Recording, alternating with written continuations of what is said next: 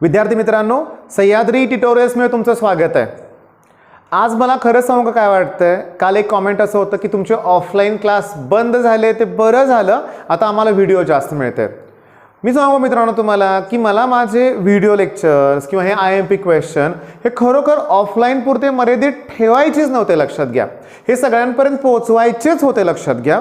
Okay, आता हे lockdown सारख्या परिस्थितीमुळे खरं म्हणजे मला खूप फायदा होतोय, चला माझे सबस्क्रायबर वाढतील, असं ठीक आहे, वाढणार आहेत सबस्क्रायबर वाढतील, पण ऑफलाईन क्लासेस बंद करण्याचा जो गव्हर्नमेंटचा डिसिजन आहे ना, तो बिलकुल योग्य नाही आहे, लक्षात घ्या।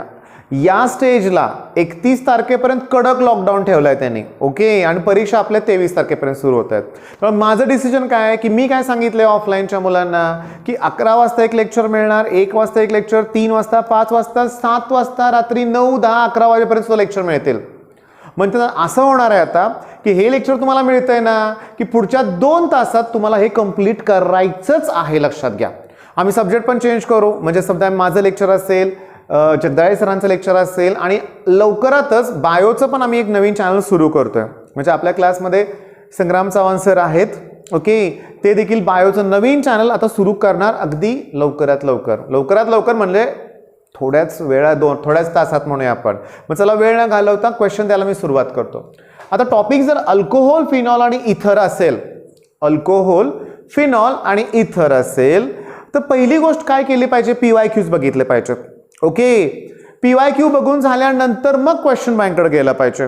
एवढं केलं पुरेसं झालं, लक्षात घ्या, बाकी काय नको। बरं, आता होतं कसं बघा की बरीचशी मुलं ना, चला हा टॉपिक करायचा ना, लाईन टू लाईन करायला प्रयत्न करतात, अगदी पहिल्या लाईन पासून। या टॉपिकमध्ये काही जरी झालं तरी अगोदर फिनॉल पासून स्टार्ट करा। ओके, आता एक सांगू का, लक्षात घ्या की फिनॉल म्हणलं की त्याच्या 5 प्रिपरेशन रिॲक्शन आहेत, हे लक्षात ठेवा। आता माझ्याकडे सांगू का, ॲव्हरेज लेवलची मुलं खूप असतात, आणि माझ्याकडेच नाही बाळांनो, सगळीकडे असतात की ज्या बिचारांना अभ्यास करायचा असतो, पण क्लासेसमध्ये थोडंसं हायर लेवलनं शिकवलं गेलं की ते कळत नाही। पण मी काय करतो, खूप हळू शिकवतो। मी सांगतो काय, पहिला काय लक्षात ठेवा, 5 रिॲक्शन्स आहेत। ओके, नेक्स्ट स्टेप काय, तुम्ही रिॲक्टंट लक्षात ठेवा। आता होतं काय बघा, मी तुम्हाला सांगतो की एक रिॲक्टंट मी असा लिहितोय बघा की मी आयसो चेन घेतोय आणि त्याला मी बेन्झीन रिंग घेतोय, म्हणजे हे क्युमिन आहे। म्हणजे क्युमिन म्हणजे कोण, आयसोप्रोपिल बेन्झीन। ओके, मग हीच तर कमर्शियल मेथड आहे ना, कमर्शियल मेथड आहे। मोठ्या प्रमाणात फिनॉल तयार करण्यासाठी याचा वापर होतो। इथं काय होतं, ऑटो ऑक्सिडेशन, म्हणजे इथं ऑक्सिडेशन रिॲक्शन आहे। ओके, बर, कोबाल्ट नॅफ्थॅनेट यूज होतं, अल्कलाइन मीडियम आहे। ओके, क्युमिन हायड्रो पॅरॉक्साइड तयार होतं, फर्दर हिटिंग केलं की फिनॉल बरोबर ॲसिटोन हा इम्पॉर्टंट बाय प्रोडक्ट मिळतो। मग हे डिटेलमध्ये अभ्यास केलं तर MCQ काय विचारलं माहिती का, की कॅटलिस्ट कुठला वापरला जातो, इम्पॉर्टंट बाय प्रोडक्ट कुठला आहे, which of the following is method for commercial production of phenol, असे प्रश्न। ठीक आहे, बरं, त्याच्यानंतर मी तुम्हाला सांगू का की डाऊस प्रोसेस आणि रास्चिक प्रोसेस। आता सांगू का, खरं म्हणजे दोघांमध्ये पण क्लोरोबेन्झीन आहे, पण यातली कुठेतरी एकच मेथड तुम्हाला आहे। ओके, एक घेतलीच नाहीये त्यांनी सिलेबसमध्ये। बघता बघता 3 लक्षात आलं तुमच्या, अजून 2 आहे फिनॉलच्या प्रिपरेशन मध्ये। आता मी काय करतोय बघा, बेन्झीन रिंगला जर मी SO3H अटॅच केलं तर हे आहे बेन्झीन सल्फोनिक ऍसिड, की ज्याचं न्यूट्रलायझेशन करावं लागतं। मग सोडियम बेन्झीन सल्फोनेट तयार होतं, त्याचं पुन्हा सोडियम फिनॉक्साइड मध्ये कन्व्हर्जन, आणि फर्दर शेवटी त्याच्यापासून आपल्याला फिनॉल मिळणार आहे, सोडियम फिनॉक्साइड पासून। ठीक आहे, आणि लास्टला मी जे रिॲक्शन लिहितोय त्याच्यात मी ॲनिलीन लिहितोय, NH2, म्हणजे डायझोटायझेशन, म्हणजे ॲनिलीनची रिॲक्शन कोणाबरोबर होणार, NaNO2 आणि HCl, म्हणजे सँड मेयर्स रिॲक्शन प्रमाणे डायझोनियम सॉल्ट तयार होईल, त्याचं हायड्रॉलिसिस करा की तुम्हाला फिनॉल मिळेल। ओके, म्हणजे तुमच्या आता काय लक्षात आलं की फिनॉलच्या रिॲक्शन्स किती आहेत, 5 प्रिपरेशन रिॲक्शन। बर, मग मी तुम्हाला सांगतो काय करायचं, हे परत 2 वेळा लिहून काढा ना, की चला 5 रिॲक्शन आहेत, रिॲक्टंट कुठले आहेत, कुठल्या रिॲक्शनसाठी कुठला रिॲक्टंट, हे 2 वेळा लिहा। ओके, पण ते लिहित असताना थोडे रिॲक्शन्स कुठले आहेत हे पण आठवण्याचा प्रयत्न करा, म्हणजे कुठं ऑटो ऑक्सिडेशन आहे, कुठं ते डायझोनियम सॉल्ट तयार होतो ते लक्षात आलं पाहिजे। ठीक आहे, या गोष्टी आता प्रॅक्टिस तुम्ही करा का, याचं रिझन तुम्हाला मी देतो। तुम्ही जर बोर्डच्या PYQ कडे बघितलं तर how is phenol prepared from cumin, हे जुलै 2017, जुलै 2018 आणि अजून पण बऱ्याच वेळा आलेलं आहे. कमर्शियल मेथड ही बऱ्याच वेळा आलेली आहे.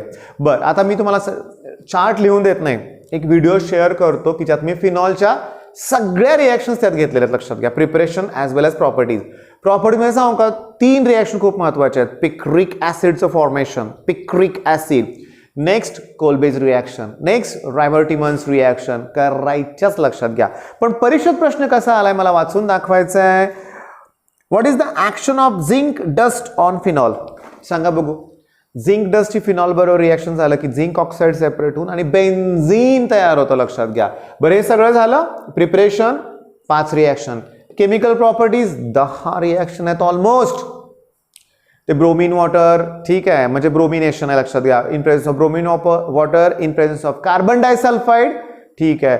सल्फोनेशन, नायट्रेशनच्या 2 आहेत, डायल्यूट बरोबर, कॉन्सन्ट्रेटेड बरोबर, टायट्रेटिंग मिक्सचर बरोबर, ठीक आहे. सल्फोनेशनच्या 2 आहेत, सल्फ्युरिक ऍसिड बरोबर, at room temperature, at higher temperature. पुन्हा रायमर्टिमन, कोलबेज, ऑक्सिडेशन, Na2, हां, सोडियम डायक्रोमेट बरोबर, ठीक आहे. आणि तिथं बेन्झोक्युनॉन तयार होतं. मग रिॲक्शन बघा. ओके, आता नेक्स्ट मी तुम्हाला सांगू का, युजेस. मग ते पिक्रिक ॲसिड, ठीक आहे, सिलेक्टिव्ह वीड किलर, हे जरा फिनॉलचे युजेस आहेत ना, ते परफेक्ट करा. ओके, हे करा. मॅक्सिमम चान्सेस आहेत यातला प्रश्न परीक्षेत 2 किंवा 3 मार्काला येणारच. लक्षात घ्या.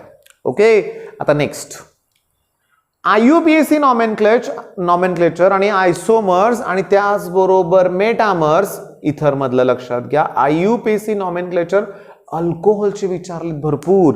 म्हणजे मी तुम्हाला जर सांगितलं तर मार्च 2014, ऑक्टोबर 2014, जुलै 16, जुलै 19, पुन्हा जुलै 19ला 2 प्रश्न होते. ओके, अरे बापरे, हे एक महत्वाचं आहे. तुम्हाला आयसोमर्स म्हणलं, आता बघा, अल्कोहोलचे आयसोमर्स म्हणलं तर तुम्हाला ते स्ट्रक्चर ड्रॉ करायला त्याचं IUPAC नेम आलंच पाहिजे. ओके, मग एक काम काय करताय बघा की तुमच्याकडे PYQ असतील त्यातलं तुम्ही करा. टेक्स्टबुकमध्ये जे एक्झरसाइजमध्ये जर तुम्हाला IUPAC जे असेल ते प्रश्न एकदा कराच, हे लक्षात घ्या. ओके, आता बघा, डिफाईन इथर आणि गिव्ह क्लासिफिकेशन हा क्वेश्चन आलाय. डिफाईन इथर आणि गिव्ह क्लासिफिकेशन हा तर प्रत्येक टॉपिकमध्ये करायचा. Alkyl halide classification, ketone classification, amine classification, अरे 2-2, 3-3 मार्काला प्रश्न येतात. लक्षात घ्या. त्यामुळं डेफिनेशन, क्लासिफिकेशन, रिॲक्शन कुणासाठी, इथर आणि अल्कोहोलसाठी करायचं. अल्कोहोलच्या रिॲक्शन्स बाळांनो, ओके, मी तुमच्यासाठी बघेन. माझा अल्डेहाइड, कीटोन, ॲसिड, अमाइन ह्याच्या रिॲक्शन माझ्याकडे कंप्लीट आहेत. अल्कोहोलसाठी तुम्हाला सांगू का प्रश्न कसा आलाय बघा, लगेच तुम्हाला आठवते का बघा. अल्कोहोलच्या बाबतीत प्रश्न असा आहे, how is ethanol prepared from ethanal. आता इथॅनल, नल म्हणजे हे अल्डिहाइड आहे, इथॅनॉल हे अल्कोहोल आहे. मग अल्डिहाइडचा अल्कोहोल तयार करायचा आहे. 2 रिॲक्शन आहेत बाळांनो, ग्रिग्नार्ड्स रिएजन पण आहे. ओके, किंवा काय करावं लागेल रे, रिडक्शन करावं लागेल. लक्षात घ्या. मग रिडक्शनमध्ये पण 2 आहेत, कॅटॅलिटिक रिडक्शन किंवा नॅसंट हायड्रोजन म्हणूया आपण. मुद्दा असा आहे बाळांनो, मी तुम्हाला एक सांगू का, तुम्ही तुमच्या टेक्स्टबुकमध्ये ज्या रिॲक्शन्स दिल्यात ना त्या करायच्या, त्याच विचारल्या जातात. लक्षात घ्या, त्याच विचारल्या जातात. ओके, मी तर लिहिलंय रिॲक्शन्स ऑफ अल्कोहोल म्हणून. मग सांगा, फक्त 4 प्रश्न जरी दिसत असले तरी 2 तासात हे कंप्लीट करायचं तुम्हाला. ठीक आहे, आणि ते पॉसिबल आहे बाळांनो, अवघड काहीच नाही आहे. लक्षात घ्या, पॉसिबल आहे, बिलकुल अवघड नाही आहे. पण मी काय म्हणतो, बाकीचं काही नाही झालं, फिनॉल तर आज कंप्लीट करा ना, फिनॉल केलंच पाहिजे. बरं, आता शेवटच्या 2 ते 3 मिनिटात मी क्वेश्चन बँकचे क्वेश्चन थोडंसं आपण बघणार आहे, डिस्कस करणार आहे. विद्यार्थी मित्रांनो, क्विल ॲप तर तुमच्याकडे सगळ्यांच्याकडे आहे आणि खरोखर इतकं फायद्याचं ठरते ना क्विल ॲप. हे जे रिझन सांगू का तुम्हाला मी, की 10th स्टँडर्डला पण क्वेश्चन बँक बोर्डनं प्रोव्हाइड केले आणि इतक्या चुका आहेत ना त्याच्यात. लक्षात घ्या. मग अशा वेळेस जर आणि तिथं ना क्वेश्चन बँकचे आन्सर्स प्रोव्हाइड नाहीत केले, ह्यात बहुतेक नाही आहेत, आम्हाला नाही मिळालं, मग तिथं गडबड होते थोडीशी. मग आपल्याला ठाम राहावं लागतं.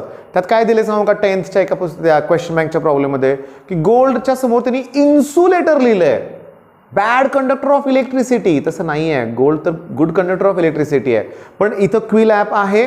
मी काय केलं बघा, 4 मार्काचे क्वेश्चन्स हे ठेवतो मी बाजूला. 4 मार्काचे क्वेश्चन्स मी अगोदर घेतलेत आणि त्यात पहिल्यांदा काय विचारलंय बघा, कंटिन्युअस इथरिफिकेशन म्हणजे ती प्रिपरेशन ऑफ इथर आहे. लक्षात घ्या, रिॲक्शनमध्ये प्रिपरेशनचे. रायमर्टिमन तुम्हाला माहिती आहे, कोलबेज विचारले त्यांनी. Phenol from benzene sulphonic acid. फिनॉलचं नायट्रेशन डायल्यूटची वेगळी आहे, कॉन्सन्ट्रेटेड नायट्रेटिक मिक्सचर वेगळं आहे. त्याच्यानंतर तुम्हाला सांगू का, अल्कोहोलचं ॲसिटिल क्लोराईड बरोबर रिएक्शन, रिडल क्राफ्ट त्या टाईपचं रिएक्शन. डाऊज प्रोसेस पण आहे. Action of H2SO4 on phenol 2 आहेत, रूम टेम्परेचर आणि हायर टेम्परेचर. फिनॉल फ्रॉम ॲनिलीन, अरे निम्मे प्रश्न तर फिनॉलचेच आहेत आणि तेच तर मी तुम्हाला अगोदर सांगितलं. मग दिल्याप्रमाणे तुम्ही लक्षात घ्या, ही स्ट्रॅटेजी फॉलो करा बाळांनो. ओके, आणि बघा लक्षात घ्या, ऑलरेडी व्हिडिओ तयार केलेत, मी तुम्हाला बोललो फिनॉलचा व्हिडिओ तयार आहे, तुम्ही बघा, लक्षात घ्या आणि चांगला अभ्यास करा. बेस्ट ऑफ लक, धन्यवाद.